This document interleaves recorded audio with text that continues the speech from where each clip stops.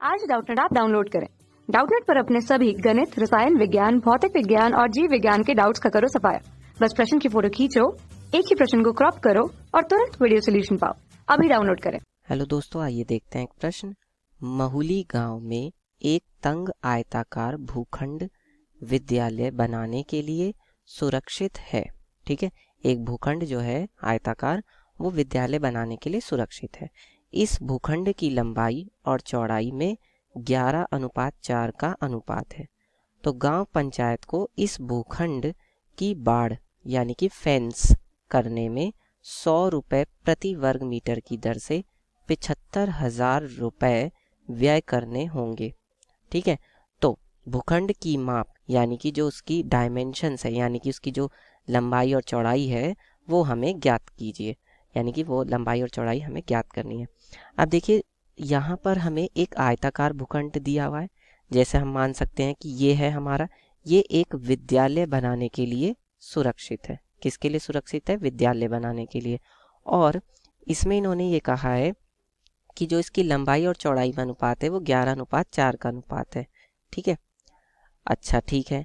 उसके बाद इन्होंने कहा है कि गांव पंचायत को इस भूखंड की बाड़ यानी कि फेंस करने में, बाड़ का मतलब ये होता है कि अगर हम भूखंड को चारों तरफ से घेर दें, इस तरह से, ये अगर हम इस चारों तरफ से घेर देते हैं ना, जैसे खाली ज़मीन पड़ी होती है तो खाली ज़मीन को भी जैसे चारों तरफ से घेर दिया जाता है, कुछ इस आकृति, ये जो हमारे मैंने यहाँ पे पिक्चर ली है इस पिक्चर की तरह आप देख सकते हैं। यहाँ पर ये जो लकड़ी की ये बनाई गई है, इससे जो क्या करा गया है कि पूरे खेत को घेर दिया गया है, घेरा गया है। ठीक है, ये आपको यहाँ पर दिखाई दे रही होगी।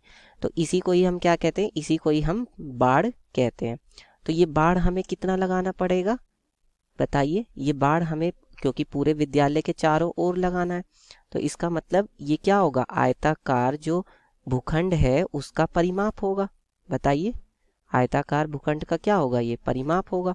तो हम यहाँ पे निकाल लेते हैं कि बाड़ बनाने में, बाड़ बनाने में, बाड़ बनाने में कितने रुपए खर्च हुए हैं?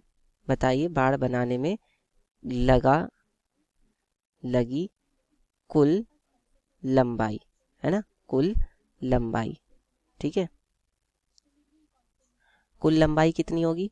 जो भूखंड का क्या होगा, हम यहाँ पे लिख सकते हैं बराबर आयताकार, आयताकार भूखंड, है ना, आयताकार भूखंड का परिमाप, है ना। जितना आयताकार भूखंड का परिमाप होगा उतनी ही उसको लंबाई की बाड़ बनानी पड़ेगी। ठीक है, अब यहाँ से ये किसके बराबर हो जाएगा? देखिए, यहाँ पर हमें क्या दिया है कि 75,000 रुपये पूरी बाड़ को बनाने में लगते हैं, उसमें से 100 रुपये प्रति वर्ग मीटर की दर से बाड़ बनाई जा रही है। तो ये हमारा किसके बराबर आ जाएगा? देखिए, 75,000 रुपये लग रहे हैं पूरी बाड़ को बनाने में, जिसमें से 100 रुपये 1 वर्ग मीटर बाड़ के हैं।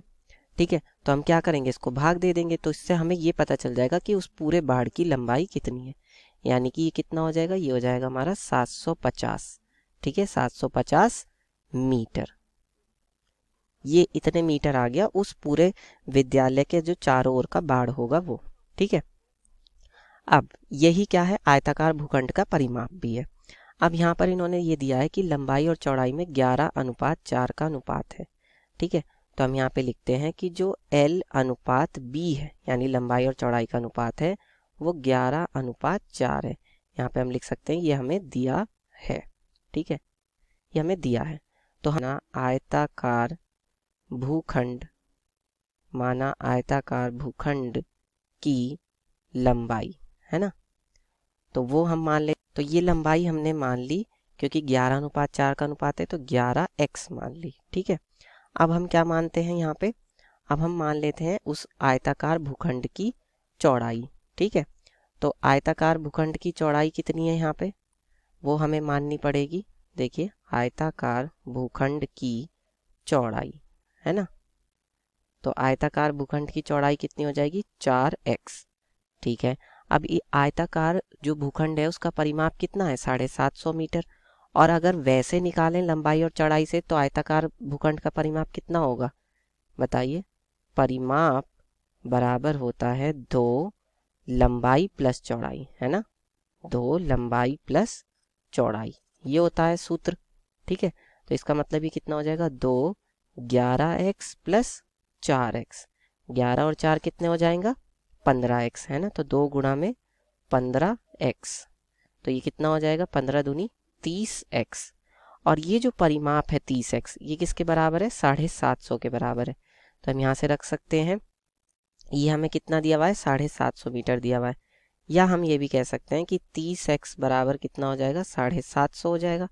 तो x बराबर कितना हो जाएगा, 750 बटे में 30, तो 0 से 0 कट जाएगी, और 25 दिया कितना होता है, 75, यानी x बराबर कितना आ जाएगा, 25, x बराबर कितना आ गया, 25 मीटर, ये आ गया। तो इसका मतलब लंबाई कितनी हो जाएगी बताइए, यहाँ पर हम लिखते हैं लंबाई, भूखंड की लंबाई, लंबाई कितनी हो जाएगी, क्योंकि 11x थी, तो यानी कि 11 गुणा में x का मान है 25, तो कितनी हो जाएगी, 2 5 और 5 और 2 7, इतने मीटर, तो उसकी लंबाई है। ठीक है, और चौड़ाई कितनी हो जाएगी, चौड़ाई बराबर हो जाएगी हमारी 4x, है ना, यानी कि 4 गुणा में x का मान कितना है, 25, तो 25 चौका कितना होता है, 100, है ना, तो 100 मीटर, ये हमारे प्रश्न का उत्तर हो जाएगा, लंबाई और चौड़ाई। ठीक है, यही हमें ज्ञात करनी थी, ये हमारा उत्तर होगा। कक्षा 6 से 12वीं से लेकर नीट, IIT, JEE वो एडवांस के लेवल तक 1 करोड़ से ज्यादा छात्रों का भरोसा। आज ही डाउनलोड करें डाउटनेट ऐप या व्हाट्सएप करें अपने सारे डाउट्स 8400 400 400 पर।